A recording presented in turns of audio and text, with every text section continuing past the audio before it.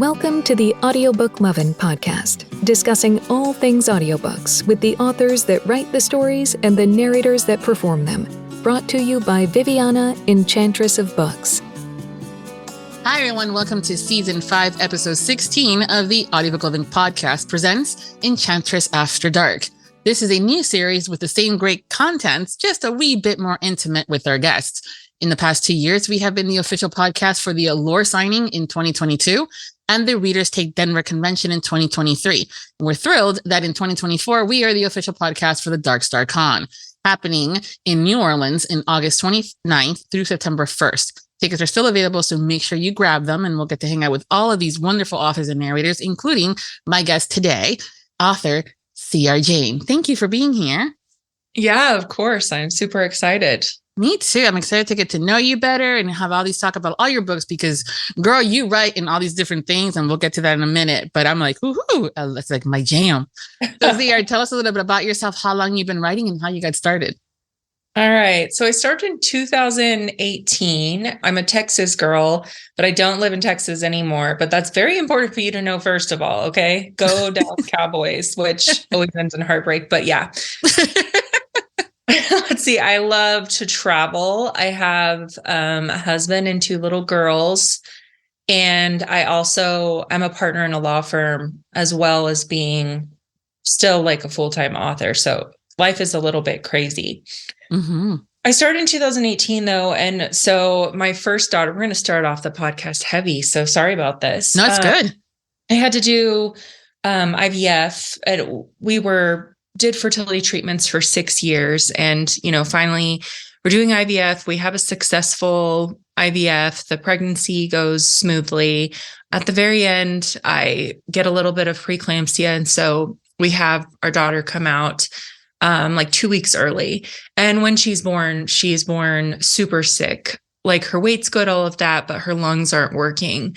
And so they took her to the NICU, and we have this huge NICU where I live. And they literally told us she was the sickest baby in the hospital. And anyway, long story short, it was a miracle that she survived. But I got severe postpartum depression after just the experience of infertility. And then, having my miracle child almost die, just so terrible. And so I read a lot. I'd hold my baby and I would just be reading constantly. And at one point I was like, I think I can do this. So I just started writing. I didn't tell anyone besides my husband. And I just published it. And that first book, for some reason, ended up going viral and reached number 100 in Amazon. And we've kind of grown from there. It was all just crazy how it all started, I guess. It's the moral of the story. Yeah, and I think it's good to have that conversation, even they're like, oh, it's going to start heavy. People have known, if they listen to this podcast for a while, I went through my own infertility, and it was because I have PCOS and I have MTHFR. It's a motherfucker gene. The acronyms is fantastic for that one. Basically means that I have blood clotting issues. It only affects me in 2 stages in life: old age and pregnancy. And so I wasn't able to, I've had 3 losses. And so we ended up with my son via adoption, and we adopted an older child. He was 11 at the time. And this is also kind of the conversations where sometimes with trigger warnings and, people are like, there's some authors of the mindset, oh, we shouldn't include them. Others love them. In fact, I think they kind of like go, let's make this list longer. And it's like that running joke with a scroll that just keeps on going with the trigger warnings. But sometimes some of us in the community are like, did you guys all forget that pregnancy losses should be considered a trigger warning? Because we all react differently to it. Some of us can go ahead and do it and like nothing, and they're like, great, because they can. And others are like, yeah, you know what? I can't right now. Too close still. So I think it's an important conversation. But I also, like, as a person, just struggle through all that. I think it's just sometimes it's good to have this conversation. It doesn't take anything away. And also the postpartum thing, it happens to a lot of women, regardless of what the end result with the child could be. Right. Whether they come home or they don't, it's still a thing. And again, it's important as women that we have these conversations and don't make them taboo. So thank you for sharing all that with us. Yeah, of course. And this is where your writing is also, like, when I was like doing more research and doing deep dives on CRG, I'm going, oh, okay, cool. So, because you write not only in one specific genre, sometimes authors do, they kind of stick to the one thing, and there's various reasons for it, but you have written paranormal and contemporary and also the whole reverse harem thing. Where does that all kind of come? Like, what made you go, I'm going to do this genre versus anything else? So 2018 was when reverse harem was just starting. And I think, I was one of those early adopters. My first series is reverse harem, and that's kind of where I lived for the first couple of years. And definitely I was an early adopter, and I benefited from that for sure. But within reverse harem, I just have always been wanting to write like whatever I wanted to. It just keeps me happy, right? Mm-hmm. I think there are similar themes throughout all my books. Like, for example, you will never have a nice mother in any of my books. And I guess I do have one co-write with Ivy Fox where the mom is nice, but that wasn't my idea. Any of my personal books, you'll have similar themes of kind of like angst and certain personalities with the guys and plenty of heartbreak mixed in there. I think readers or listeners of the audiobooks, they know what they're in for with a C.R. Jane book, no matter if I'm talking about vampires, werewolves, or hockey players, right? Mm-hmm. It's like I'll take a genre form that is popular, and then, I feel I'll add something like extra that kind of turns it on its head. And you definitely see that with the Pucking Wrong series. Everyone was releasing these. Hockey was like your safe read, right? When you're having a bad day, you just like pull it out, and it's going to be just like low angst and whatever. And then I bring Lincoln Daniels in, and he's a special kind of darkness, and definitely made people talk in hockey. Yeah, we usually think sports romance. There's going to be either a rom-com or it's going to be kind of like a traditional contemporary where there might be some issues. Usually he has to go to another state because of, got into another league or whatever. But you're like, no, let's just go do this instead. Yeah. And what I did with the Pucking Wrong series too, and what I've done with others is it's like I take whatever I'm tired of and I'm like, okay, I'm just going to do something completely different from this, right? So like bully romance, it's like an enemies to lovers where the guy just treats the person absolutely like crap. We were all addicted to those for a while. I mean, there's lots of people that still are, obviously.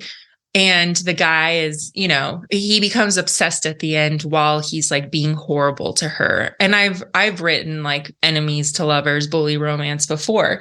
But with the Pucking Wrong series, I was like, well, what if I just take all those characteristics that people love, the morally gray, the obsessive, etc., willing to do whatever, even if it's wrong. And I'm like, what if I make him nice to her, though, like while he has those traits? So it's like confusing to the reader as they are reading or listening. They're like, I should hate him, but I love him because he's so nice to her. You know what I mean? Mm-hmm. Bit of that. He's asshole to everyone else, but not to her. But not even like that. It's just like he is morally gray. Like he is going to do whatever it takes to get his girl in the most like wrong ways possible. But it's not going to be like torturing her while he does it, if that makes sense. Yeah, no, it does. And I think that that's also where sometimes we're going, oh, okay, because there's some readers that want that excessive darkness, including towards the heroine. And I'm like, I would have kicked his ass in like the very chapter, page 1. Yeah, I was just over it. Like I had written a bunch of those, and then I was like, you know what? I think I want to take like what I love most about those books, the like morally gray obsession, and just like make him like the dreamy book boyfriend to her while he's doing all these terrible things, Yeah. And that's also kind of a great way to kind of grab that other side of the readers that are not into the full dark bromance of it. Because I've been reading for years, and there's a lot of stuff that started off as being categorized when it was the dark romance first started coming up as an option, as a genre. And I'm going, this is not so dark. What are you talking about? And then now it's like flipped completely. Like he kidnapped her, killed everybody in the family, rapes her and everything. And she's like, but I love you. I'm like, no. Yeah. I'm like, no, not yucking anybody's yum. If you like that, by all means, thanks for the recommendation. I'm going to put it here. I'll even buy the book and support the author by reading it. But it's just one of those things where I'm like, okay. And that's one of the things with your books I've noticed. You do have that, like, it's okay. Well, he's still, I like how he did it. I'm like, yeah, he earned her in a good way. I like writing what I want to read, like at the moment. I mean, even in your bio says, and I write whatever I want. And I kind of want to think that you may have even put like whatever the fuck I want, but you're like, it's going to be public. I'm going to take that curse word out. Yeah, I mean, I feel like you can still be profitable and make all your author dreams come true and also write what you want, you know? Yeah. Well, I mean, to be a freelancer and not have, I mean, technically, like you don't have a boss, but you still have responsibilities and you still have that, you know, side that you kind of have to hit, which is technically like a boss, right? But to still be able to say, but I'm still my own boss. I can do what I want. And regardless of what the trends are, that's just so empowering. And I love that you have it there right on your bio, just in case anybody has a question about it. Yeah, I've just been lucky that readers have been along with me for the ride. I also see, though, and I've seen it through the years, that sometimes the authors are a little concerned about, jumping into a different genre. Some will still do that, but do it under a different name, concerning that the readers and the listeners might get confused, or most importantly, that they won't, because that's not their jam. And I'm like, actually, I love your writing style and your technique. So if you start writing cowboys tomorrow, I'll still pick it up and read it because it's your book, you're writing it. Yeah, that's been kind of my thinking too, is I've never wanted to create a pen name. I started, like, my first one was fantasy, right? And my second one was immediately contemporary. So I've always gone back and forth, and I've never had a problem with readers who were like, you know, maybe it'll be different per signing. Like one signing might be more fantasy focused. And so I see different sales there. But in terms of like overall sales, I haven't seen that people are like, I'm not going to read this. It's like they're a fan of my writing and the themes that I put in more than the specific genre is what I feel like I've seen. Yeah. And I think at the end of the day, once an author gets a little bit more comfortable and they start maybe if their readers tell them that and actually mean it, that's where sometimes we're like, oh, okay, I don't have to have 5 different pen names. Or they can start saying, you know what, I do want to write that historical or that cowboy, even though I've never done it before. So that's always good. And I'm glad that it's been successful for you and that you're now an example of like, hey, CR's doing it.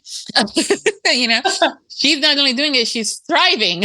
I'm knocking on wood right now. Yeah.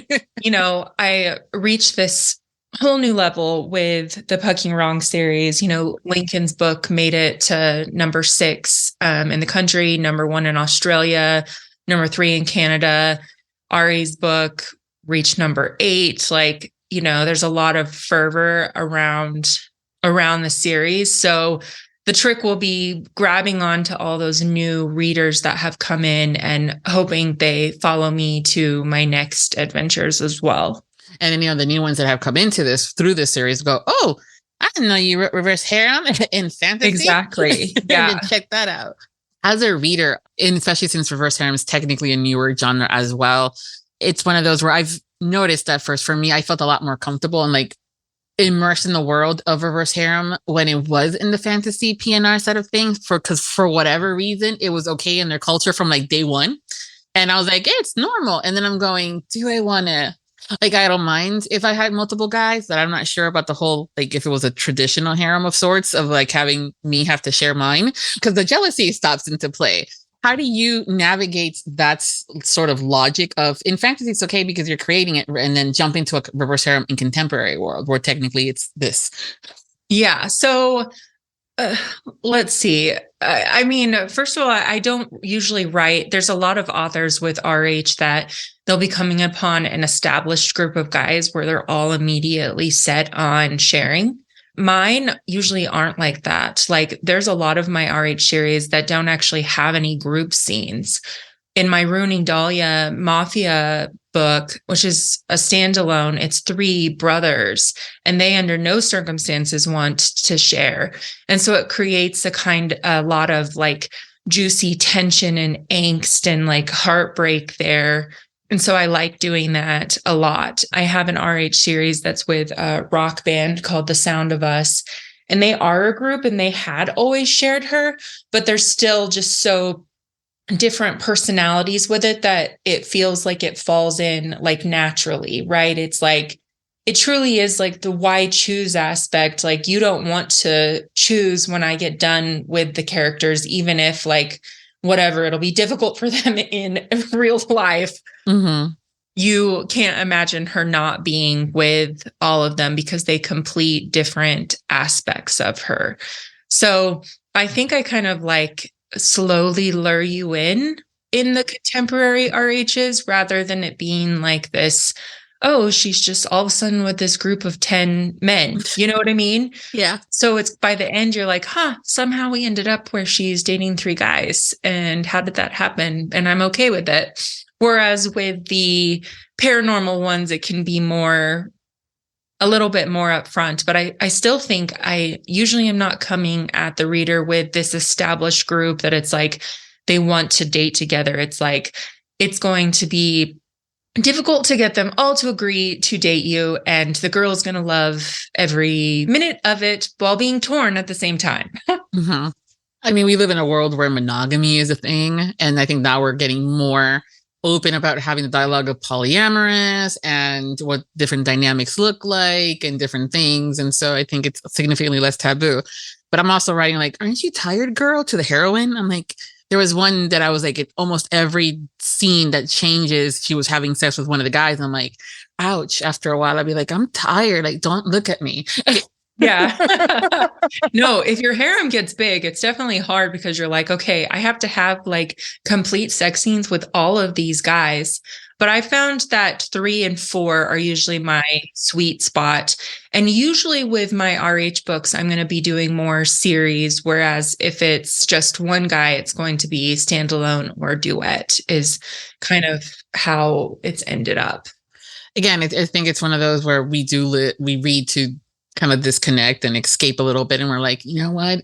If one can do because this is where my reverse harem in fantasy comes into place. If I can get just one to do the dishes and one to vacuum without me having to say a damn thing, I'm like, yeah, that's sexy. And I'm going to have like similar themes in my RH as my, MF is that like, I can't do MM in books and I can't really read it either when it comes to RH because besides, Lola and the Millionaires, I think she did like a fantastic job of like making Lola still like the center of the world. I feel like usually it ends up the guys like each other more. And you'll see reviews that are like, I wish that they were just together and the girl wasn't involved. Yes. And it always made me super jealous because I don't know how other people like read books, but I'm like kind of imagining myself in it. Right. And I'm like, I don't want like anyone to like me or like someone else more than they like me. Okay. And so I can never include that because I don't know if I could like write it properly to where it was just like, there's a difference between RH and like true polyamory. Like RH is supposed to be where the girl is the center of the world. Yes. And that's what attracts me to the genre in the first place. I'm like, I'm a jealous like biatch when it comes to like, she has to be the center of the world. So you'll never see MM in my books because I'm like, I don't want to distract and the guys to start liking each other more. Okay. I just can't do it. But that's a fair and honest thing. Cause I think that I've seen that too. And in those books, I'm going, and you're okay with this? Like I'm having the conversation in my head with the heroine. Yeah. It was all about you. And all of a sudden you're like not in the room and they're like going off on, I'm like, no. They have a much higher sex drive than you. Okay. So like, you're going to be left out of this equation. All right, ma'am. Yeah. Or it takes like at this point, they might realize like, you know what? Don't need you. I'm like, no, that's not how this works. Yeah. So I know that that's like super popular and adding that in, but I don't consider that like true RH when they're all equal relationships. I think of RH and that's what you'll always find in my RH books is the girl is the center of their world. Yeah. And that's too that again, because we're having those more open dialogue conversations when there are other couples within the harem of sorts, regardless if it's one or the other as far as reverse or not. Yeah. That's more polyamory. Where reverse harem's like, I am the center of this quadrupleness or whatever it is, trouble. And that's where I'm like, and everybody's okay with that. And I'm like, okay. Yeah, as long as I'm warned about that, that's the situation. But like, I'm always like, I guess what got me is like in the beginning, like 2018, 2019, it would start to be like slipped in, but it was like, they didn't warn you that the guys were going to like each other as much as they liked the girl. And so I was like, what the heck? Now it feels like she's all left out. Okay. Yeah. And so I think I've just been scarred since then. So it's not something that you will see in my book because I'm a jealous girl. Okay. Hey, it's okay. Not everyone. That's what I love about this genre with romance is that there's something for everybody. Exactly. And when you find that jam, go for it, and anyone that's yucking it can go take a long walk off a shore pier. That's right. Like me personally, I just like obsession. Like I like just that, like, oh my goodness, I will do anything to get you. It's like my ultimate just thing. I love to read it. I love to write it. It's just my thing. I love it. And a lot of times when the readers are like, can we see them like 10 years in the future? I'm like, no, honey. For those of us that have been married for 20 years, that obsession at first won't do anything for you. And the house is clean and they're anticipating your needs. That's called the honeymoon stage. I'm going to keep you in the honeymoon stage. Okay. Yeah. Well, it's really funny too, because I am a super alpha type woman. Like I am an uber feminist. Like I have all of those qualities, but like I lose my feminism when I like walk through the door of my books. Okay. Like I have a couple of characters that are real bad A's, but I actually like doing heroines that kind of start out weaker and then grow as it progresses to where you can see like strength towards the end. But I love the alpha male dynamic actually in my books. And so it's just kind of funny because it doesn't actually match my personality at all. But maybe it's because I feel like I carry that like during the day. And so right. I need the like softness in my books, if that makes sense. Oh, absolutely. I mean, even the conversations of like people when they get into the whole like BDSM role and community, they'll be like, but you're the tough girl that's in charge of everything and can make these decisions. I'm like, exactly, which makes me a sub in this world because I don't want to think about making another decision. I want to be told what I need to eat or that this is what we're eating and I'm not going to question it. And that's fine. Yeah. And it's okay. I think that's too sometimes where we kind of like do that escapism into our romance. I love a tough girl and a bad bitch from the beginning, but I also love it too when there's that growth in heroine, and I'm totally fine with that. I don't like it when they start meek and stay meek. I'm like, yeah. No, you'll always have growth in mine, but definitely I like some girls who, like in the Pucking Wrong series, they've all had really, really tragic past and backgrounds and things they're dealing with. And kind of it's like building their strength to get out of the situation. And the guys are helping them by being there, like over the top, like obsessed, like healing them with their love. And especially in book 1 with Lincoln and Monroe, a lot of people have criticized this. So Lincoln does something really, really, really crazy towards the end. And she forgives him faster than some readers would have liked for how bad it happened. And it was like, well, I'm trying to get you guys to understand is that they're both kind of sick, right? Like she needs, because of her background, she needs the kind of like just overwhelming possessiveness and obsessiveness that Lincoln gives her. And like Lincoln wouldn't work with just a girl who didn't need that, right? Like it would suffocate her and she'd probably end up like dead or something, right? But when you have these deficiencies inside of you, like what I tried to create with Monroe and Blake and what I'm working on in Walker's book right now with Olivia, you are going to need that kind of to like heal something inside of you because you didn't have anything like that. You didn't have that love. You didn't have anything that you needed growing up. And so there has to be overcompensation basically later on to fix that is how I've written the characters. Yeah. And I think too, sometimes we have a hard time, even within our real life scenarios, when we have some friends that are like, maybe she's a little bit tougher and he's a little bit more subdued, or like sometimes like very easygoing and she's a little bit more hard on like this is a schedule. We got to keep to this. And he's like, dude, we'll be fine. I'm like, no, you don't understand. There's that dynamic that there's a reason for it. And if it works for that couple, no one really else should be saying anything. Now, granted, that's separate. If he's being an asshole and beating the shit out of her, that's a different conversation. Right. Right. But these are these conversations where there's these different dynamics. And if it works for them, those of us kind of like, oh, I would have like, yeah, I would have maybe asked him for, or I just would have like dragged it out more where he has to earn and grovel, you know, but that might have been the need for that kind of relationship. And that one, it wasn't needed, and that's okay. Yeah, exactly. Like with Ari and Blake, there's more of a grovel because that was the way their personalities were.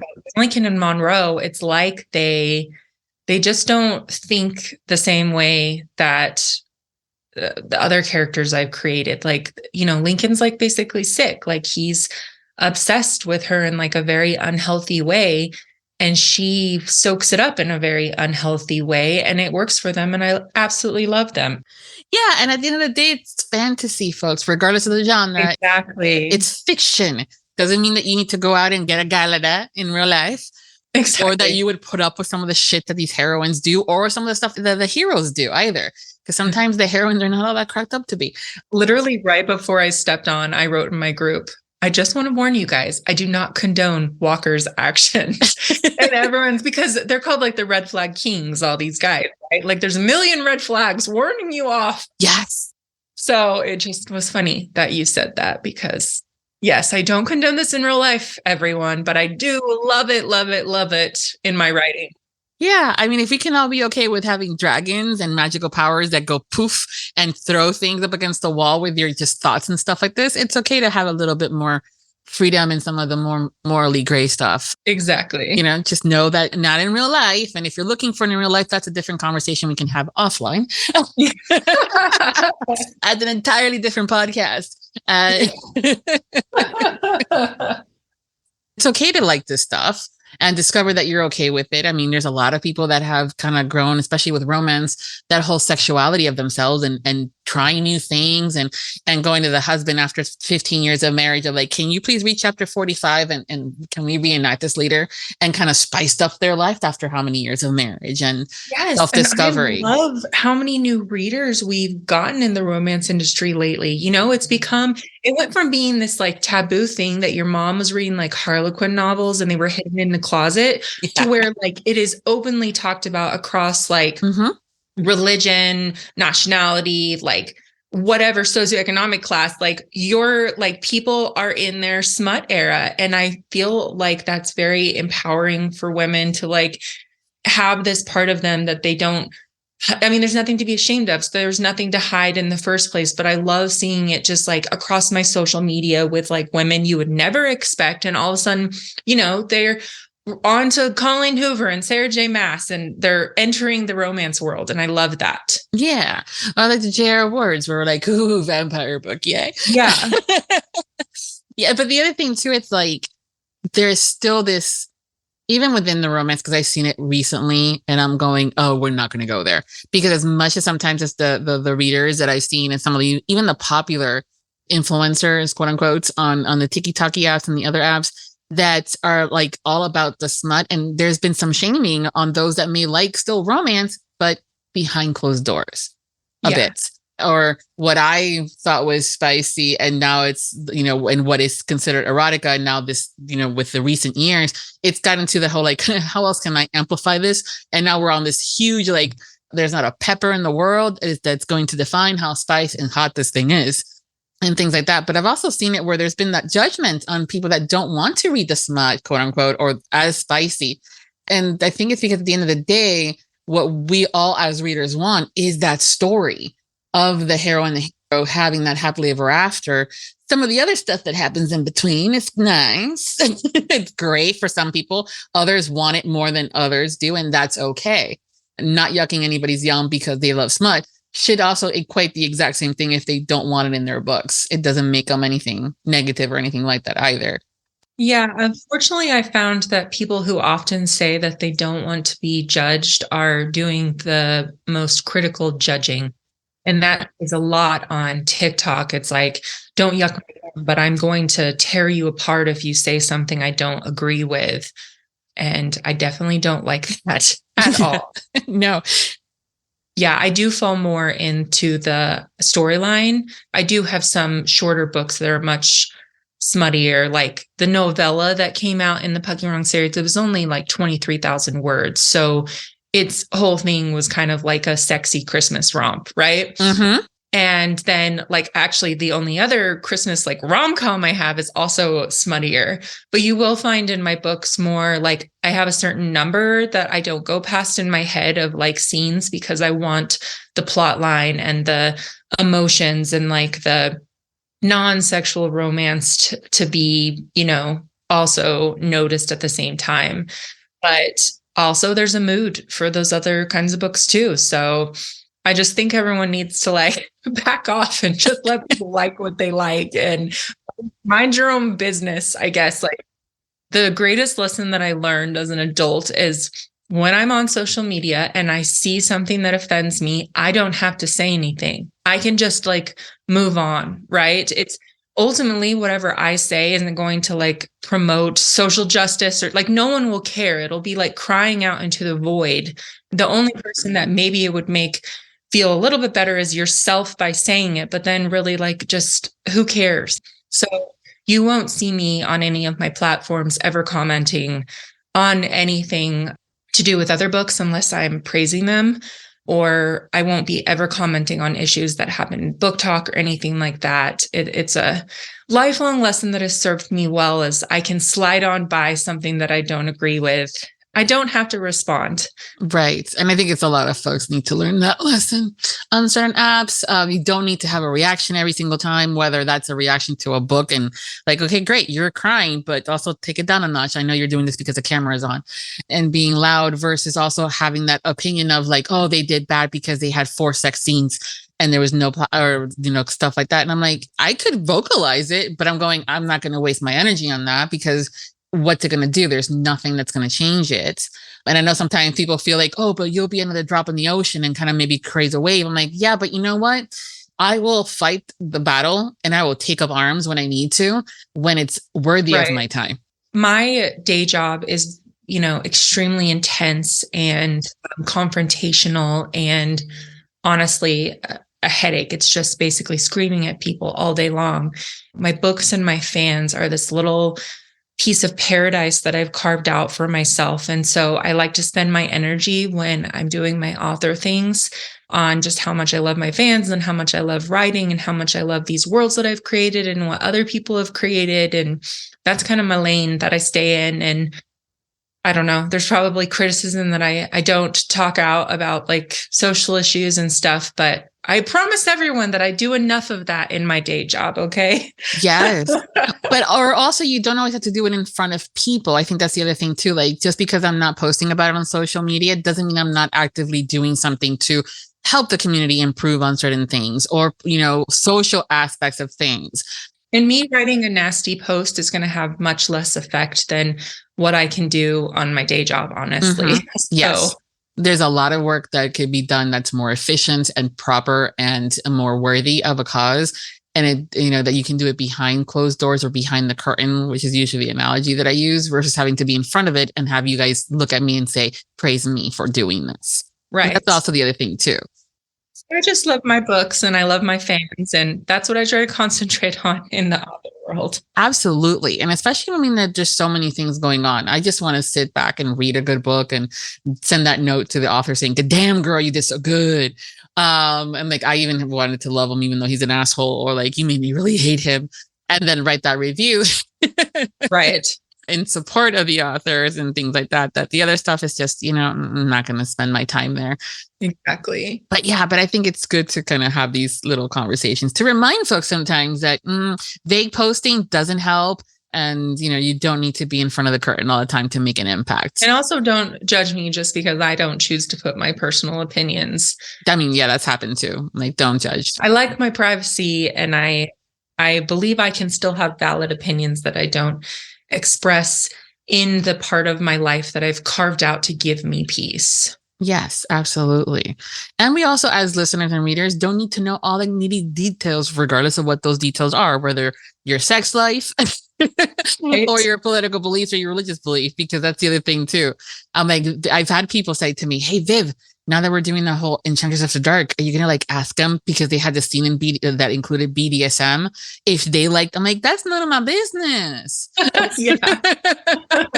I'm not gonna ask if that scene that took place up against the shower curtain was something that they did with their husband. I'm not gonna. Because first of all, A, none of my business, but B, what happens if it wasn't with the husband, it was with an ex-boyfriend? I mean, we don't want to have that can of worms open. Okay. Probably it's super funny, especially, people in my regular life who like kind of find out that I write spicier. They look at me differently. Like I'm like some like kinky girl. And I'm like, okay, Mom of two. Talk about this with you, but like also like back off, Right? I think this is just one of those things where like, let's not assume. Research can do wonders in making a story look believable. Exactly. And I have a book with Mila. It's called Monsters Temptation on Amazon, but it actually was so spicy that it was kicked off Amazon originally, and it was under the name Monsters Plaything. And it is very spicy. That was like what the genre was hitting at the time, was monster smut, right? And like people who have read that, then like, I don't know if it's because there's monsters involved. Like there's no crazy like sex acts going on. It's like, I guess because there's monsters, but the reaction too of people who have read that book and then be like, how did you come up with that? And I'm like, okay, let's just move on. I'm going to go hide now. Or that because the heroine liked this stuff that you as the author automatically were like, yeah. Like, yeah. It's like, guys, I have 2 kids and I work 2 full-time jobs and sometimes I'm tired. So like maybe the sexiest thing you're seeing is in my books. Okay. and that's great, which is also sometimes why people read the books, is because that might be the best. That might be their life too, that they're tired. Yeah. It's exhausting to be in charge and work and do all this fun, quote unquote day job stuff, adulting, as I like to call it. Yeah, exactly. And I get it that sometimes we're curious about, skill sets and things like that. But like, I'm always a fan of like, let's give them their privacy and not go there. If they want to share, whatever they want to share with us, it's okay if they share it. But I'm not going to go like, so CR, that scene in page 45. I appreciate it. Thank you. These are the conversations you have like at a conference, at a convention, at the bar with friends, not the author, because you think that you have a social media relationship that equates friendship. Exactly. Yeah. Because I mean, we go to places, we meet each other, and there's been times where we've been friends with people for years and never met them in real life. Yeah. And, conferences are one of the ways that, especially now after the pandemic, that we're peopling in real life. And it is one of those things where like, okay, well, let's have these, can I get to know you moments, but still not, we don't need to go that deep. And that's okay. Yeah. Social media has been crazy because I have formed some of like my deepest and most treasured friendships on the social media platform in the author world. But then also it's given people access to you that don't know you at all. And so sometimes, the questions that people ask, you're like, you don't know me. Like, how are you feeling comfortable even behind a screen, like asking this author this or saying that to them, that's been an interesting thing. But for the most part, everyone who slips in my DMs, I love having conversations with. So it's one thing to write the stories and on quote unquote paper, write it down and get as creative as you can be. It's another to hear it in your earbuds when you're having to proof your book. What made you decide to have your books in audio? I think every author dreams of hearing your story come to life, whether it's on film or in audio, and hearing the characters brought to life in a way that can't be done necessarily just by reading something.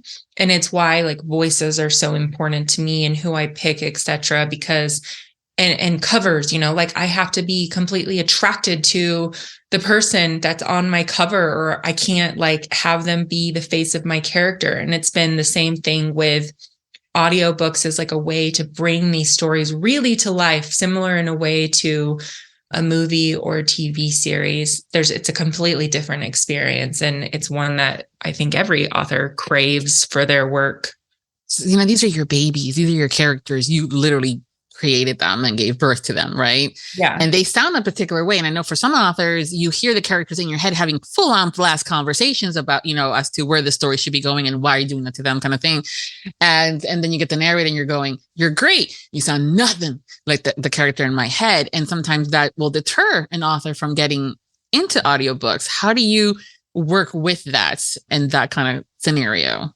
Well, it's definitely been easier the bigger I've gotten. I've gotten more access to more talented performers who can I am the one choosing the narrators. I am, the one making sure that they're going to match my characters. Whereas I guess I really liked my first set of narrators for my first series that did audiobook contracts, but then it was one after that I did by myself. And I guess the audition just sounded completely different than what came out in the book. And that definitely was a downer for me, even though I appreciated the work that they did. But the last couple of years, I've had a lot of control over who's narrating my books and the level of talent. And so it hasn't been an issue because I know that these performers are going to give me what I'm expecting and desiring.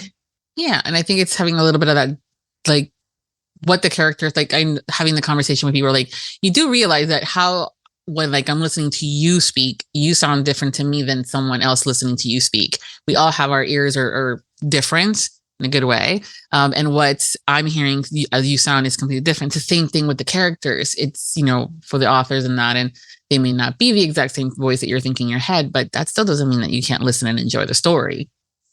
I do think though that their voices become what's in my head. And I have tried to pick people who I think are going to be like that. Like for me, in my younger characters, I always pick, less mature sounding voices because I want that young angst coming out. That's why I like Alexis so much, who does my Pucking Wrong series, because these are very vulnerable women. And she does an absolutely great job of hitting that vulnerability. It's pretty hard if you're listening and the character is 22 and the woman's voice sounds like she's 50, that can be something that really will take me out. So I personally am very just picky about the voices have to hit the characters in my head before I'll accept them. And I do most of my latest audiobooks with Podium, and they've been very good to make sure that I'm hitting my vision. Yeah, I mean, the casting of a book needs to match what the character is going to be. And like you said, I mean, Alexa she was raving about your books when I had her on the show a few weeks ago. She's like, oh my God, this book's so good. I love her. She's adorable. I love her. But I can totally hear that vulnerability in her voice, the young, and yes. That you can kind of assume things, because she's young, she's going to be naive, she's more vulnerable versus someone. I mean, I know how I sound now in my 40s versus what I sounded like in my 20s. There's still the same cadence in a lot of things, unless you're pissing me off. Way more assertive than what I did when I was younger. And that's because we all age. And I've also I've had friends that were 18 that sounded a lot older in their voice on the male side versus that voice crackling. Some of them skipped that age. Yeah. And others were sounding like the lower register when they were 15 and you're going, damn. So sometimes when I see the reviews, he sounds too old. And I'm going, well, I had friends that were sounding older than that, but I mean, I get it. Yeah. Troy's voice is probably more mature sounding than my, I don't know if Lincoln's 24 in the first book, if I remember, but what Troy has is he's able to get the attitude and the personality of the characters. And that was the most important thing for Lincoln and Ari and Walker is they have to have a certain attitude and personality. And it was way more important in that regard than it was okay because how I was writing them was not how a typical 24-year-old would act in the first place. Right. So it's it wouldn't have matched if you had this young guy's voice and he's doing all these more mature and crazy and alpha things. So Troy's voice ended up being he was my first choice for these because he can capture the personality. And that was so important with those guys. Yeah, there's definitely a way how, the character holds themselves, and that the age doesn't always equate what you look like and or sound like. Because I've seen many of people that are like, you're how old? And they're like 14 and you're going, you look like you're 25. Yeah. Stop it. Like Alexis's key is that she can capture the vulnerability of the characters, right? Like she also sounds age appropriate, but like when my first Monroe's 19. And so I needed to be able to capture like the vulnerability and the angst. And they both hit it out of the park. It's these two audiobooks and Ruining Dahlia have been my favorite audiobooks that have been created for me. And I absolutely love them. Mm-hmm. No, they've been, like I said, Alexa was like, oh my God, I love this book so much. Yeah. Which I love it when the narrators have fun. Yeah. She's become like a very close friend, and she's been such like a great, like hype girl too. She's definitely the friend you like want in your corner. And we didn't know each other before the Pucking Wrong Number. So it's just been another little gift that the world has given me. Yeah. And you guys are going to actually be able to hang out in real life, because I know you guys are both going to be at the Dark Star Con in August. Yeah. And she's going to be at Readers Take Denver. Yes, that's right. So we'll get to hang out for a little bit before. Yes. Yes, it's fun. So I know at the different conferences, there's always like, there's a bit of the nerves of like, I'm going to be at my table by myself and no one's going to come see me. The narrators sometimes have the exact same thing. And there's been a couple of coaching sessions I've had with some of the narrators. I'm like, listen, chill. And I've done the same thing with authors because again, it's the whole like imposter syndrome, not getting invited to the party, blah, blah, blah, or nobody coming to your party, right?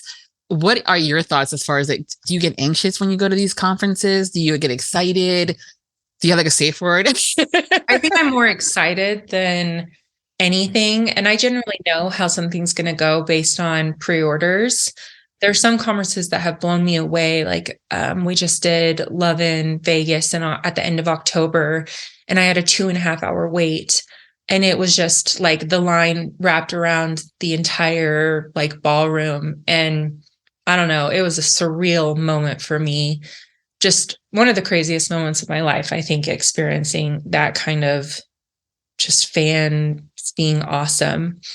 But definitely in the beginning years when no one knew who I was, you would definitely feel very vulnerable sitting at that table and hoping someone at the conference has read your book, especially because different conferences trend towards different things, right? So yeah. Seems like Reader Take Denver and Lovin Vegas have been more contemporary focused, which has been great for the success that I've had recently in contemporary work, right? But there might be other conferences that are more like fantasy heavy. So maybe the readers won't be as like, excited about you because you don't write fantasy, and that's okay. There'll still be people, who have read some of my old fantasy books, I guess. So it's also about like letting people know that you're going to be at these events too. Because I've been to conferences for authors where there may have been more of a theme, but I'm like, I've always loved your book, so I'll go to that. So I know sometimes people get the conversation about like for Dark Star has been coming up because the focus is audiobooks. Yeah. And you may have fans that don't listen to books at all for whatever the reasons, or haven't gotten started, or, they can't, or whatever the reason. They can still go to Dark Star and maybe discover a bunch of new narrators and also, get to hang out with you. And that doesn't mean that because you're not into audiobooks, you shouldn't go to this event. It seems like readers who are really invested in these series, they want all the forms. Like I collect paperbacks, but I don't read paperbacks anymore. I read everything on my phone on the Kindle app, but it doesn't mean I don't try to get my greedy hands on every special edition that comes out of my favorites. And I think it'll be the same way at the Dark Star Con. Is like maybe they fell in love with Troy and Alexis and Pucking Wrong Number, but I'm pretty sure that they're still going to want like my special editions to like memorialize the love that they have for that experience, Yeah.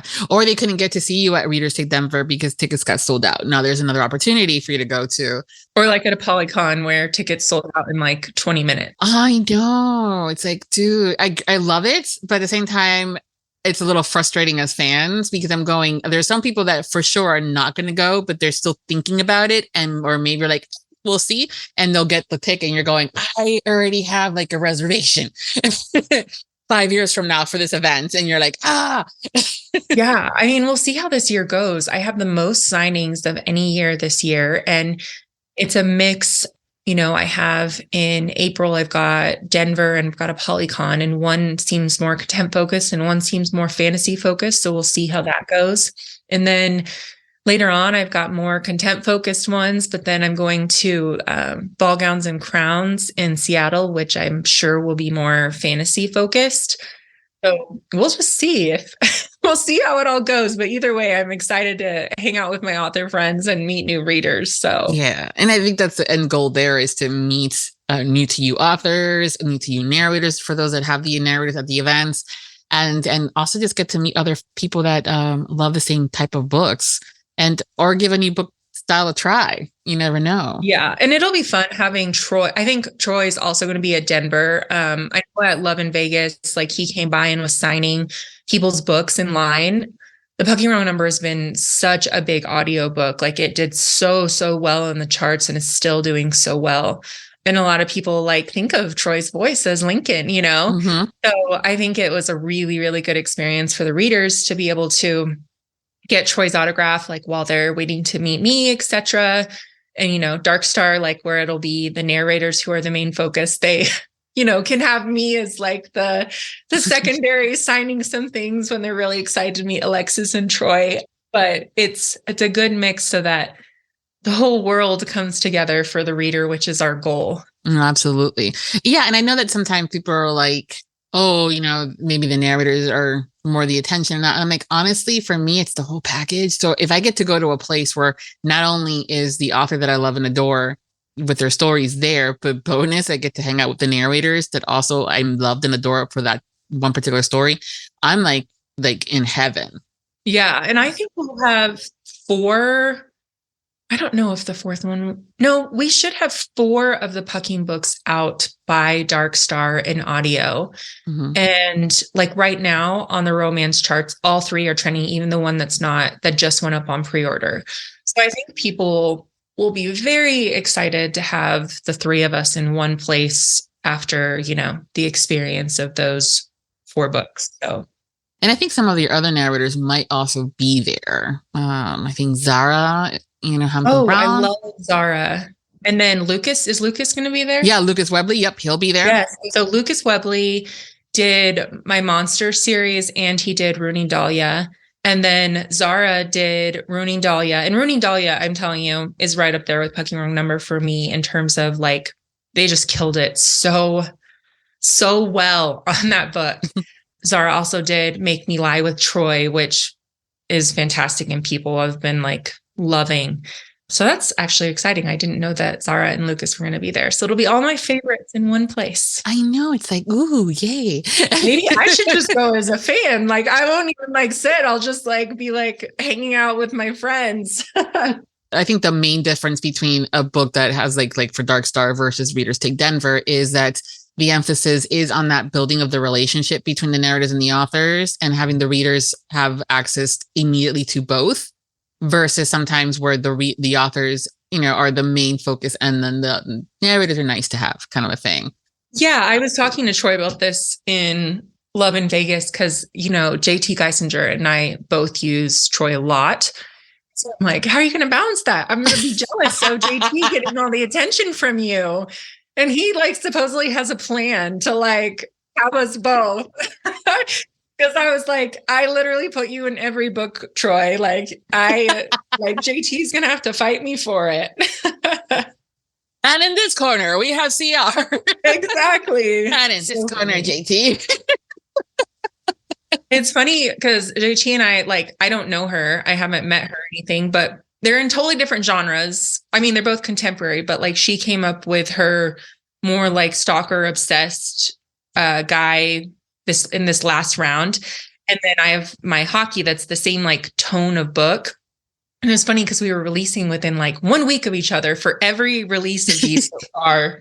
So, and then I think we both had Troy narrating that. It was just funny.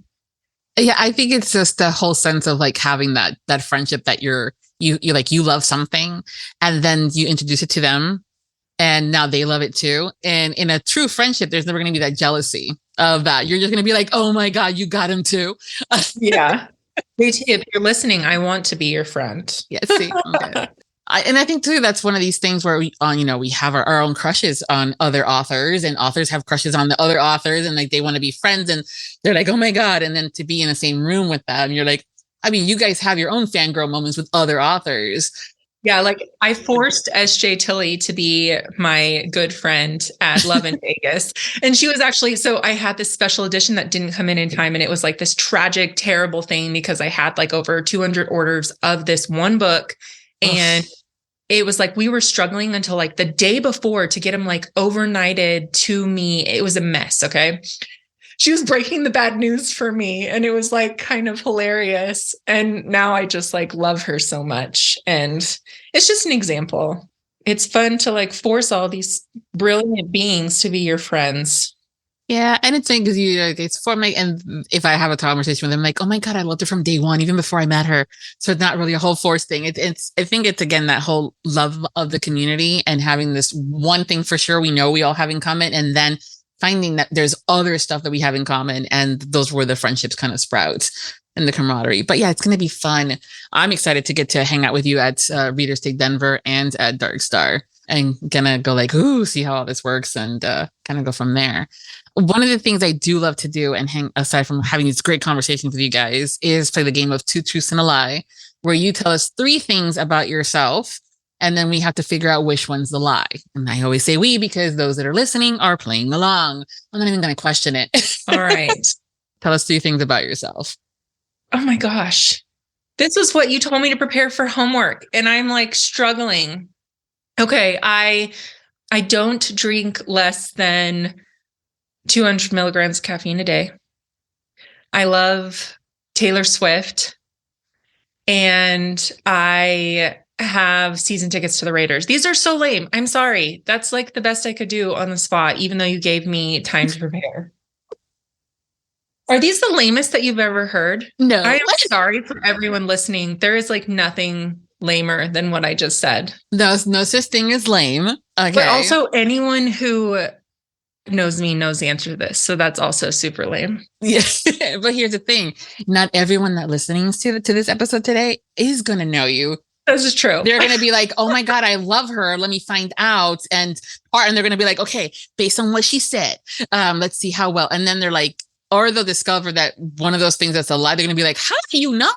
Or like, oh, she's just like me. She does drink, no less, because that was a lie, than 20 milligrams. I said 200. But that's also why I love this game, is that it's all in the details. And it could be that you love one thing, but not that team. And you can, do this or that, or you kind of a lot of fun stuff. When I post this in my fan group, though, everyone will know the answer. Oh, yes. It's kind of funny. Yes. But that's the thing. I'm expected of the fan groups to know this stuff. So I know that you do love Taylor Swift. Yeah, you do know that. I do know that.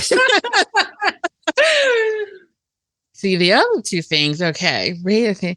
Season tickets. You could be a fan, but not necessarily hold season tickets, right? And again, the amount that you gave me on the coffee. It's so exact. I'm like, did she ever really do one of these? So these are going to be the 2. So I want to say the lie is that you have season tickets to the Raiders. No, the 200 milligram, that's the lie, is 200 milligram. But I randomly said that because I told you I'm drinking an Alani this morning because I'm so tired.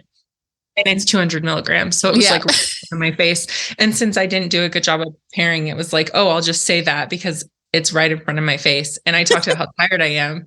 But no, I'm a huge Cowboys fan, like huge, huge, huge. But when the Raiders Stadium, like I live like 5 hours from Vegas, and the Raiders Stadium, when it opened, we got seat licensed and we use it as an investment, and we go to games. So we're not necessarily like big Raiders fans, but my husband and I love NFL football in general. So it's nice to be able to see our teams come in and stuff. Nice. See, it's all in the details. But yes, literally anyone who knows me or who has read like one of my books would know that Taylor Swift is my queen. And I have been a fan way before all the people who, have joined in recent years. Right. Like, I've been a fan since she's only like a year younger than me. So I have been listening from the beginning and have loved her through all the stages. Mm-hmm. Same. That's cool. Thank you for sharing all that stuff with us. So the other thing that I did give you homework on was the guilty pleasure. So part of being a Patreon and supporting the podcast is that one of the things that the exclusive content that they get is a quick round with the guest of the game of Would You Rather, where I ask you to pick between two things. This is your first time here, so you wouldn't have. But the way that it usually goes is once we get into that round of things, one of the questions is, would you rather let everyone know what your guilty pleasures are or never partake in any of those guilty pleasures ever again? And that's just saying you're going to tell me or you're not going to tell me. And people usually go with, yeah, I'm going to tell them that because like, how can I not my guilty pleasures? And then we leave it at that. And so I've always kind of said, no worries, because when you come back to the show, we'll have that question of what those guilty pleasures are and then kind of go from there. Because again, I don't ask it, but I'm like, you know what? I always say that, but I never do. And so I'm like, well, why not? So now I'm asking you guys, what are your guilty pleasures? Guilty pleasures is probably like, honestly, I know I probably shouldn't drink as much soda as I do, but like, so Diet Coke and Diet Dr. Pepper is like my ultimate, just like, oh my gosh, the taste of this carbonation. I know that also sounds lame, but it's like, I'm always trying to be super healthy. Like I walk 3 miles a day. Like I have a trainer to like tell me what macros to eat and stuff, but I cannot give up diet soda. Like I'm addicted. Rom-coms, just like really sweet. Like I write on the darker side. So a lot of my reading may not even trend towards like what I actually like love in literature to begin with, but it's like, I need like palate cleansers. Right. So I like, don't even think I would talk about the books that I read for like my guilty pleasures, because it has nothing to do with like what I actually like. It's like palate cleansers. So I've told you how busy I am. Yeah. My schedule is so regimented that like, I feel guilty if I like sleep more than 6.5 hours, or if I sit at night and I dare to like watch Office reruns instead of working. So I'm just like kind of a crazy person with that. Like every day I come up with a schedule that's like starting from the moment I wake up till the moment I go to bed. Every hour is like attached to something in a schedule. Like I'm at a conference, like, from 11 to 12, you're listening to a panel. Like for me, it's like, okay, 8 to 11, I'm doing this. 11 to 11:30, I'm writing 300 words. Like, you know what I mean? Yeah. Yeah. So my guilty pleasures are super lame because I'm just not at that stage in my life where I can like, anything is guilty that's not in my schedule, I will say. Okay. Well, I mean, a lot of times people think that the guilty pleasure has to be the whole sexy boudoir kind of a thing. I'm like, listen, my guilty pleasure is XYZ, and that's just because you get to do it. And honestly, most of the stuff shouldn't even be considered a guilty. You should be able to. It's called self-care, folks. Yeah. I would say like Diet Dr. Pepper and Diet Coke, Nordstrom anniversary sale. That's like the only real shopping I do. And like, I'm pretty intense with like my skincare. So I would say that like that. I'm sorry, you're like, this girl has gone downhill so fast in terms of interestingness. No, I love it. It's so human. You can preface this podcast though. We had a more boring guest on this week. Are you going to see it, Jen? Please try and not fall asleep as you listen to her bland descriptions. Oh, no. God. I think so many people are going to be like, oh, she's just like us. Just trying to get my caffeine in where I can, people. Yeah. I ain't telling you, it's hard between family and work. And on top of that, I mean, it's the job of being like, it's hard work. Parenting is hard work. Yes, definitely. Yes. So no worries. Trust me. Yes, it's been great. Yeah, the other homework that I did give you is because I've had some guests go rogue on me, CR, where they've turned the tables and started asking me questions. And I'm like, no, because I think I'm boring. No one wants to know about me or anything like that. I bring people, you guys. This is your one chance you're going to do on air where it's not going to be considered going rogue or anything like that. If you had any questions for me, I will answer. Well, we're kind of just meeting each other and getting to know each other. How about you just tell me what your favorite audiobook listens are for the year so far? Oh, okay. So we are on January 29th when we're recording this. It's going to come out a little later than that. And, ooh, well, Or you could do 2023 since it has been only 29 days. well, so in one of the latest episode of the year, I got asked the whole like favorite book that I've been reading, stuff like that lately. And it's one of those where I'm like, well, I haven't listened. And so we had a real moment there of, what sometimes depression looks like and, overworking looks like and being in a funk and not listening to things. And so I think that was a great conversation. I've since then started, like, I put things in my listening thing. And so I started, I'm not done with it yet because, things happen. I got to pay attention to that. Feed the Birds was a book. I mean, because here's the thing, I will remember the title or what the book cover looks like, but not who the author is. I'm so bad. And it's a new to me author too. So I was like, well, who is this? It's a retelling of Mary Poppins. And it's like a novella, and it was immersive. And I think that's one of the things that I liked about it. Let's see, there it is. Okay, it was Dakota Wilde. So that's the author.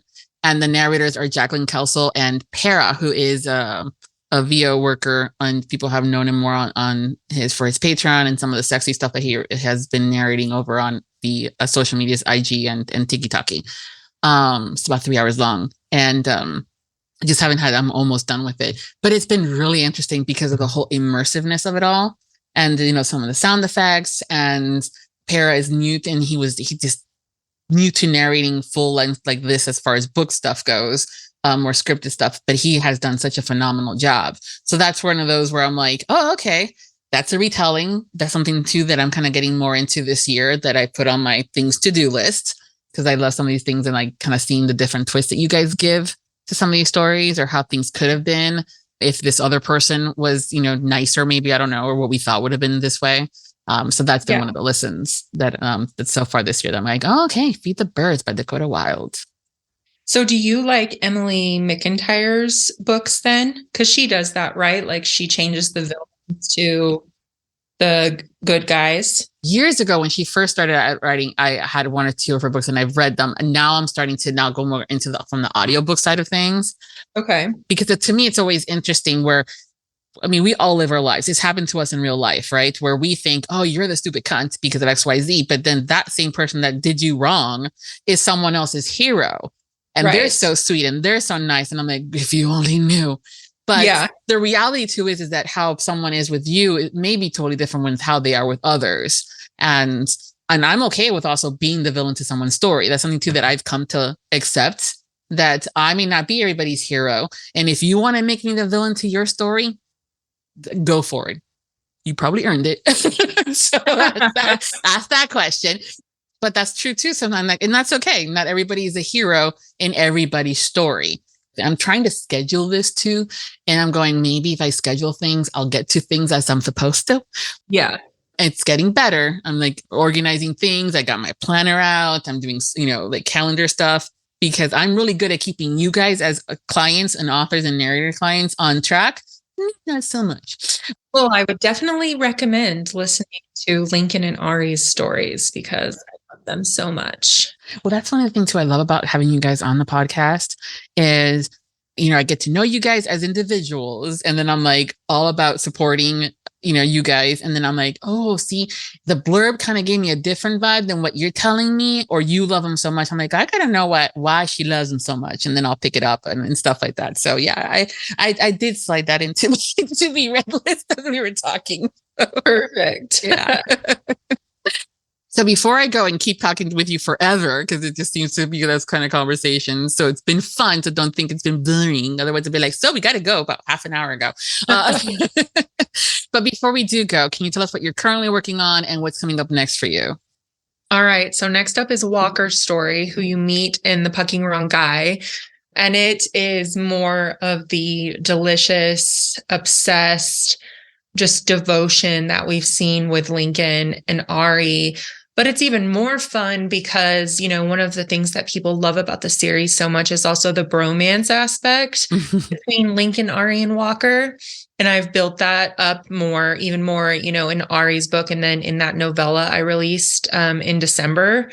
And so, it's going to be fun having that dynamic. And then Olivia is really different from the other two characters in that like Walker's just going to have to do a lot to get his girl. And so it's been really fun to write. And then right after Walker's book is A Fucking Wrong Date, it comes out February 23rd. Right after that is the second part of my co-write hockey duet that features the same kind of type of characters, but it's RH. And that comes out at the end of May. And then I have a little bit of break, a couple of months before I release the next Pucking series or the next Pucking book. And that involves a character that people will be meeting in Walker's book, but they have not met him yet. But he is also delicious. So there's a lot of hockey coming up. I'm definitely in my hockey romance era for the rest of the year. I do have one fantasy book, that's book 7 of a co-write with Mila Young, coming out in July. I have promised readers for years to finish that series that I had started. That was my first release in 2018. I never finished book 8. And so I have vowed that will be done this year and will give those characters closure and fans of the series closure. So it's going to be hockey and 2 fantasy books is my year. That sounds fantastic. And I think the fact that you guys you as an author are excited about writing the stories versus fine, I'll write it, kind of a thing. Yeah. It makes it so much more like, okay, we're going to read this and it's going to be so much fun. Well, that's why I try to write what I want so that I can have that feeling and carry it into every book. Well, I mean, writing a book is not easy. And whoever thinks it is, I'm like, okay. A plug for audio. Ari's book just came out this month on audio, and it's amazing. And Walker's is already on pre-order. So yeah, get your pre-orders in and listen to Ari, because Alexis and Troy are just incredible as always. So. Yeah, no, I mean, I love it when the things are available for pre-order, because it's almost like, what did I get? It's almost like when it finally does come out, it's like Christmas. You're like, oh, I did order that. Yes, exactly. It's been so much fun talking to you and getting to know you and having these conversations with you. So thank you for being my guest. Yeah, I feel like I made a new friend. So I'm excited about that. And I'm excited to see you in just 2 months for Denver. So. Oh, goodness. Yes. Not my anxiety getting hit at all at the timeline. It's going to be great. And also a plug, if you want books from me in April, you got a chance at Denver and you got a chance at a Polycon. So. Yep. I'll see you there. If you guys are going to these events or thinking about it, I know that some have already been sold out, but sometimes if you're new to going to book conferences, usually the event will have an attendee group where the authors go and hang out. And this is where the pre-orders, sometimes information is listed. Some of the websites, some of the events have now started listing on their website, but sometimes the people are not on social, they're not on Facebook, so they may not. So know that the authors will have books at these events to buy. They're just going to be limited quality because shipping. Yes. I do not live in Denver or Washington, D.C. So I don't live anywhere where my signings are. So if you need something, let me know. Yeah. So always, it's see about joining the attending groups for the events that the authors are attending, or just flat out go straight to the author and say, hey, at this event, do you have pre-orders? They'll post it. If they haven't been posting it on their socials, you should. If you've never heard of an author and you're at this event, show up at the table and ask them what the book's about. And then you'll end up discovering someone new. But it's been so much fun. Seriously, thank you for hanging out with me today. It's been great. If you're not following CR on social media, I will provide you with all the links so you don't have to go hunting for it. They will be at the main landing page of Viviana Enchantress of Books. And guys, she's going to be at Darkstar too. There's still tickets available. They're going fast, but there's still some available. So if you want more information about Darkstar, visit their website, www.darkstarcon.com, and grab your tickets there. Thank you again, CR. It's been so much fun. Thank you for having me. And until next time, happy listening. Thank you to all of our Audiobook Lovin Podcast Patreon. The Audiobook Lovin Podcast has special Patreon access levels. Join today to receive benefits including early access to episodes, shoutouts, special exclusive content, and much more. Support the podcast by becoming a Patreon at www.patreon.com/audiobookloving. We thank you for your support. Thank you for joining us on the Audiobook Lovin Podcast, hosted by Viviana, Enchantress of Books.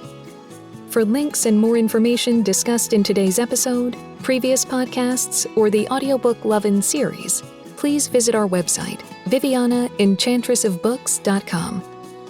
If you enjoyed today's episode, please leave a positive review wherever you listen to our podcast. Until next time, happy listening.